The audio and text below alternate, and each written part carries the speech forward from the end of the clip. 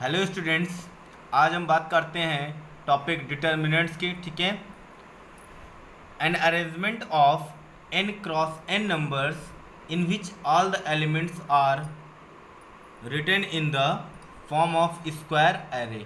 ठीक है, मतलब n क्रॉस n नंबर्स का क्या अरेंजमेंट, और ये नंबर्स किस फॉर्म में हो, स्क्वायर एरे में। स्क्वायर मैट्रिक्स आपको मैंने बता रखा है, क्या बताया था स्क्वायर मैट्रिक्स में, कि ऐसी मैट्रिक्स जिसमें नंबर ऑफ रो और नंबर ऑफ कॉलम्स क्या हो, सेम हो। ठीक है, तो यहाँ पर ये स्क्वायर मैट्रिक्स का एक स्पेशल केस है डिटर्मिनेंट्स। ठीक है, तो बिटवीन टू पैरेलल लाइंस कह सकते हैं an arrangement of n cross n numbers in which all the elements are written in the form of square array between two parallel vertical lines is called determinant. It is represented by delta या फिर कोई specific capital letter का alphabets हो। ठीक है, जो according to question मान लिया गिवन होगा। ठीक है, ये मैट्रिक्स का नोटेशन है। ठीक है, ये फर्स्ट A11 मतलब फर्स्ट एलिमेंट है, A12 फर्स्ट रो का सेकंड एलिमेंट है। यहाँ पर n रो होते हैं और n कॉलम्स होते हैं। क्या होते हैं? n कॉलम्स होते हैं। ठीक है, और नंबर ऑफ रो और नंबर ऑफ कॉलम्स आपस में क्या होते हैं? इक्वल होते हैं। ठीक है, आइए अब बात करते हैं एक्सपेंशन ऑफ डिटर्मिनेंट्स की। एक्सपेंशन जो है मैट्रिक्स का, हम मेन रूप से डिटर्मिनेंट्स का टू टाइप्स में करते हैं। ठीक है, पहला रो के अकॉर्डिंग और दूसरा कॉलम्स के अकॉर्डिंग। ठीक है, अब कहिए यहाँ पर n कॉलम्स होती हैं, कितनी कॉलम्स होती हैं? n कॉलम्स होते हैं। ठीक है, और n रो होते हैं, तो n रो के द्वारा कर सकते हैं, n कॉलम्स के द्वारा कर सकते हैं। ठीक है, तो कितने प्रकार से n इंटू n टाइप से इसका हम लोग एक्सपेंशन कर सकते हैं। ठीक है, तो देखिए सबसे पहले हम बात करते हैं अलॉन्ग फर्स्ट कॉलम के द्वारा। किसके थ्रू? फर्स्ट कॉलम के थ्रू। तो देखिए ये लिखा हुआ A1 का मतलब है A1 B1 C1 A2 B2 C2। अब हम यहाँ पर A1 मतलब फर्स्ट कॉलम के थ्रू करने जा रहे हैं, तो फर्स्ट कॉलम के थ्रू का मतलब पहला एलिमेंट लिख लेंगे A1। ठीक है, फिर क्या करेंगे, इस A1 को क्रॉस करती हुई लाइन खींचेंगे। दो लाइनें खींचनी है जो एक दूसरे को ऑर्थोगोनली इंटरसेक्ट करें, मतलब 90 डिग्री पर कट करनी चाहिए। ठीक है, तो A1 और उसके बाद जितने भी शेष एलिमेंट हैं वो सभी लिख देने हैं, तो B2 C2 B3 C3। ठीक है, और फिर माइनस A2 लिखना है। ठीक है, माइनस A2, फिर A2 को क्रॉस करती हुई लाइन खींचनी इस तरीके से। ठीक है, ऑर्थोगोनली। तो देखिए यहाँ बचेगा B1 C1 B3 C3। फिर A3 तीसरा एलिमेंट्स लिखना है प्लस के साथ। ठीक है, फिर B1 C1 B2 C2। अब यहाँ पर पहले क्या आता है? प्लस, फिर माइनस, फिर प्लस। ये एलिमेंट्स के ऑर्डर है, तो देख लीजिए पहला एलिमेंट प्लस का होता है, दूसरा माइनस का होता है, तीसरा प्लस का होता है, फिर माइनस प्लस माइनस होता है, प्लस माइनस प्लस होता है। ठीक है, अब हम इससे एक एग्जांपल सॉल्व कर लेते हैं। ठीक है,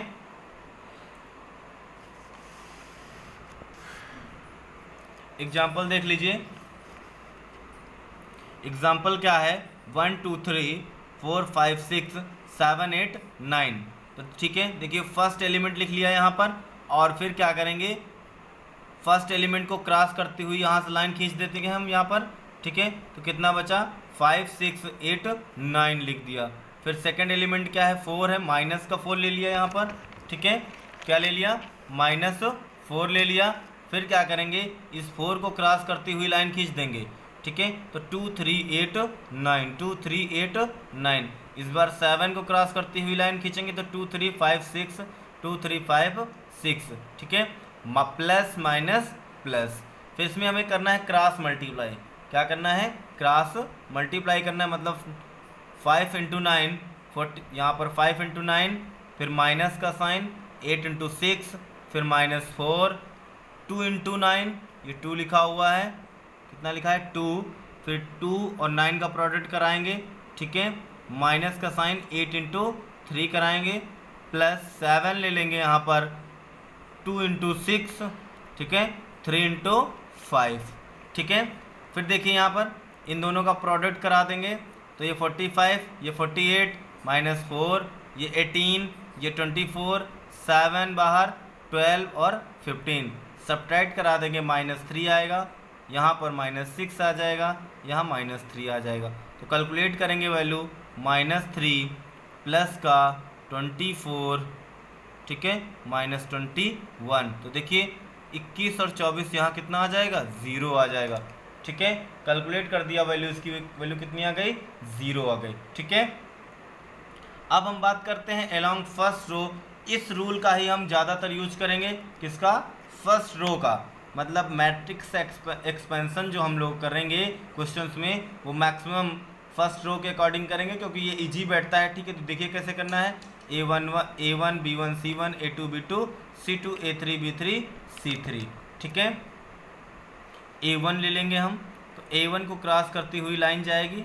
ठीक है, A1 को क्रॉस कर B2 C2 B3 C3। फिर क्या करना है, -B3 B1 ले लेना है। अब B1 को क्रॉस करती हुई लाइन खींचेंगे, A2 A3 C2 C3। इस तरह C1 को क्रॉस करती हुई line A2 B2 A3 B3। ठीक है, एग्जाम्पल समझिए, इसको सॉल्व करते हैं हम लोग। देखिए यहाँ 2, ठीक है, यहाँ कितना लिखेंगे, 3 2 4 1, फिर -3। ठीक है, ये 3 ले लिया हमने। यहाँ 7 5 7 5, यहाँ कितना आ जाएगा, 2 1 आ जाएगा, 2 1। फिर ले लेंगे यहाँ पर प्लस का 6 7 3 5 4। अब इनका प्रोडक्ट करा दीजिए, 2 यहाँ मल्टीप्लाई करेंगे कितना आएगा, 3 4 2 जा 8 -3, इसको मल्टीप्लाई कराएंगे 7, इसको मल्टीप्लाई कराएंगे तो 10 आ जाएगा, 6, इसको 28 आ जाएगा, -15 आ जाएगा। ठीक है, यहाँ देखिए 3 से 5 जाएगा, सॉरी 3 से 8 घटेगा तो -5 आ जाएगा, -3 इंटू 7 से 10 जाएगा, -3 आ जाएगा, +6 इंटू 18 से 15, जब 28 से जब 15 सब्ट्रैक्ट कराएंगे तो प्लस का 13 आ जाएगा, प्लस का 13, तो -10 -9, यहाँ कितना हो जाएगा, 78 प्लस का। ठीक है, यहाँ माइनस का 19 प्लस का 78, कितना है ये, 78 है, तो यहाँ पर आ जाएगा 59 आंसर। ठीक है, ये इसकी वैल्यू आ जाएगी। अब हम इस पे बात करते हैं, कुछ प्रॉपर्टीज़ पढ़ते हैं। ठीक है, प्रॉपर्टीज़ को बहुत ध्यान से समझना है। ठीक है, प्रॉपर्टीज़ ऑफ डिटर्मिनेंट। ठीक है, देखिए प्रॉपर्टीज़ ऑफ डिटर्मिनेंट क्या है, the value of determinant is 0 if all elements of row और कॉलम्स आर 0। कहने का मतलब है किसी रो या किसी कॉलम के सभी एलिमेंट्स क्या हो जाएं, 0 हो जाएं, तो उस डिटर्मिनेंट की वैल्यू क्या होती है, 0 होती है। ठीक है, सेकेंड क्वेश्चन देखिए, सेकेंड प्रॉपर्टी इसकी, the value of determinant is not change. मतलब डिटर्मिनेंट की वैल्यू चेंज नहीं होती है when row are change into corresponding column. अगर रो को करस्पॉन्डिंग कॉलम्स में आपस में इंटरचेंज कर दिया जाए तो उस डिटर्मिनेंट की वैल्यू चेंज नहीं होती है। ठीक है,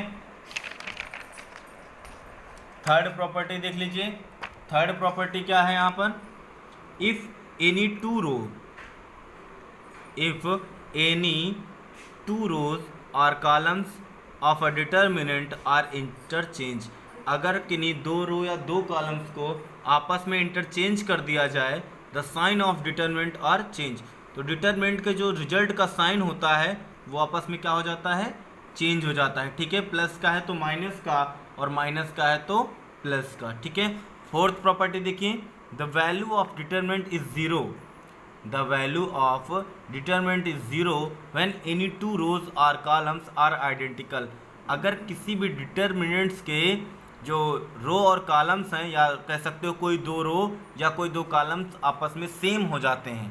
ठीक है, क्या हो जाते हैं, सेम हो जाते हैं, तो उस डिटर्मिनेंट की वैल्यू क्या हो जाती है, 0 हो जाती है। ठीक है, फिफ्थ प्रॉपर्टी देख लीजिए।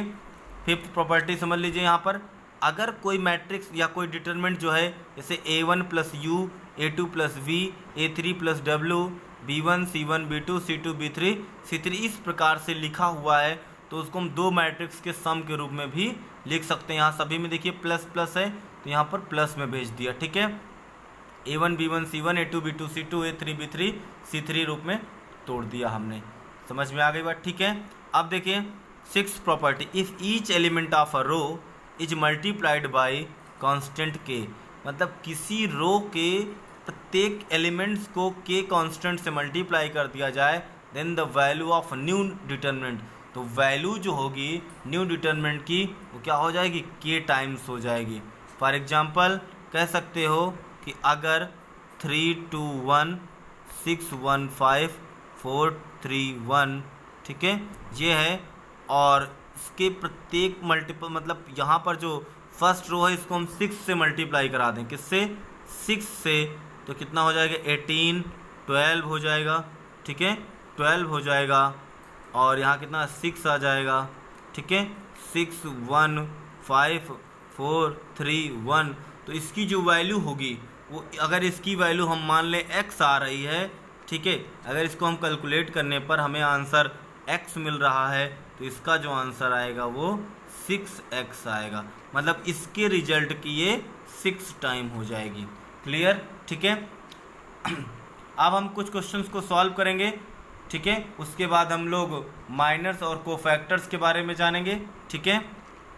आइए क्वेश्चन सॉल्व करते हैं। क्या क्वेश्चन है, find the value of the determinant, ठीक है, तो इसको हम फर्स्ट रो के द्वारा ही सॉल्व करते हैं। तो देखिए सबसे पहले क्या है, प्लस माइनस प्लस चलेगा, तो यहाँ ले लीजिए 5 फर्स्ट, ठीक है, 1628। अब सेकंड एलिमेंट इसका क्या है, फर्स्ट रो का 9, तो 9 आपको मतलब पता है सेकंड एलिमेंट नेगेटिव लिया जाता है, ठीक है, तो माइनस का 9 ले लिया हमने। अब यहाँ पर इस 9 को क्रॉस करते हुए 2 लाइन खींचेंगे तो 4768, ठीक है। थर्ड एलिमेंट क्या है, 3 है, तो 3 ले लीजिए यहाँ पर, तो 4172, ठीक है।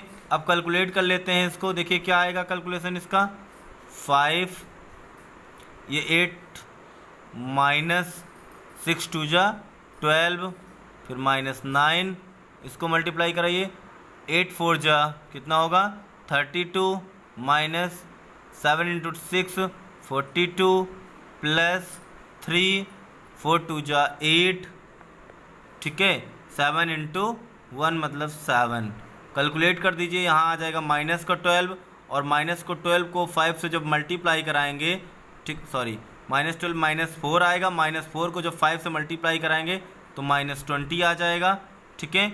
यहाँ माइनस 9 रहेगा, माइनस 9 यहाँ आ जाएगा 10, माइनस का 10 जब 9 से मल्टीप्लाई होगा तो प्लस का 90 हो जाएगा, और यहाँ आ जाएगा 1 को 3 से मल्टीप्लाई कराएंगे तो 3 आएगा। तो कैलकुलेट करते हैं 93 माइनस 20, तो कितना आ जाएगा 73, इसका आंसर आ जाएगा, ठीक है। इसको हम लोग डेल्टा से डिनोट करते हैं, किससे, डेल्टा से, डिटर्मिनेंट ऑफ दिस, ठीक है। अब एक बहुत ही अच्छा क्वेश्चन है, इसको हमें प्रूफ करना है। आप चाहो तो इसको एक्सपेंशन मेथड से सॉल्व कर सकते हो, लेकिन इस क्वेश्चन को हम लोग सॉल्व करेंगे, ठीक है, ऑपरेशन मेथड से। यहाँ पर हम लोग सॉल्व करेंगे एलिमेंट्री ट्रांसफॉर्मेशन मेथड जो हमने पढ़ा था, उस मेथड में एलिमेंट्री जो ऑपरेशंस हैं उनका यूज यहाँ करेंगे, ठीक है। तो चलिए सबसे पहले LHS ले लेते हैं। LHS में क्या है, 1a स्क्वायर, 1b स्क्वायर, ठीक है, 1c स्क्वायर, ये 3 एलिमेंट्स हैं यहाँ पर। अब हम यहाँ पर ऑपरेशंस करते हैं, ठीक है।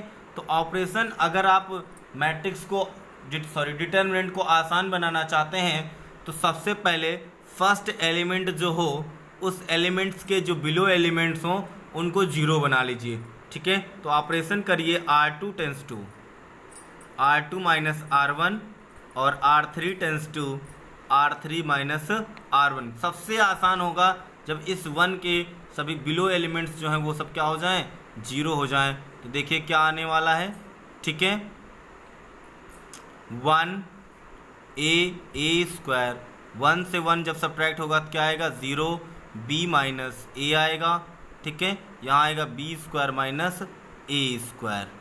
यहाँ देखिए क्या आने वाला है, यहाँ आने वाला है 0, c माइनस a आएगा, यहाँ कितना आएगा c square minus a square, ठीक है।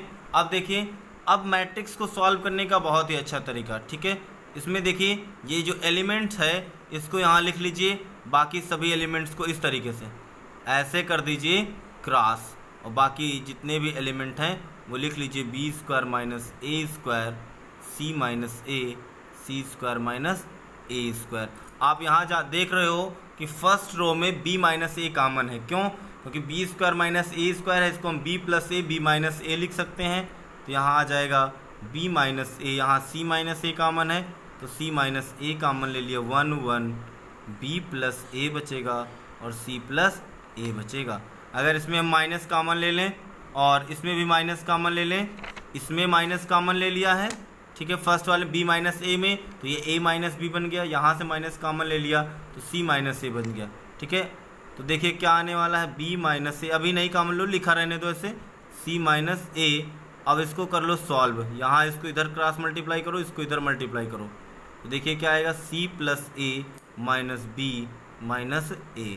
तो ठीक है, ए से ए क्या हो जाएगा, कैंसिल आउट। तो यहाँ देखिए क्या मिलेगा, सी माइनस बी मिलेगा, B minus a C minus a C minus B. तो इसको हम कन्वर्ट करके डेल्टा इक्वल टू लिख सकते हैं ए माइनस बी, यहाँ से माइनस आया, यहाँ से माइनस बाहर लेके प्लस कर दिया, बी माइनस सी और सी माइनस ए। तो ये हो गया प्रूव्ड। ठीक है, अब हम लोग काफ़ी सारे क्वेश्चंस हैं उनको प्रूफ करेंगे। ठीक है, नेक्स्ट वीडियो में हम लोग माइनर्स और कोफैक्टर्स पढ़ेंगे, फिर इसकी प्रॉब्लम्स करेंगे कई सारी। ठीक है।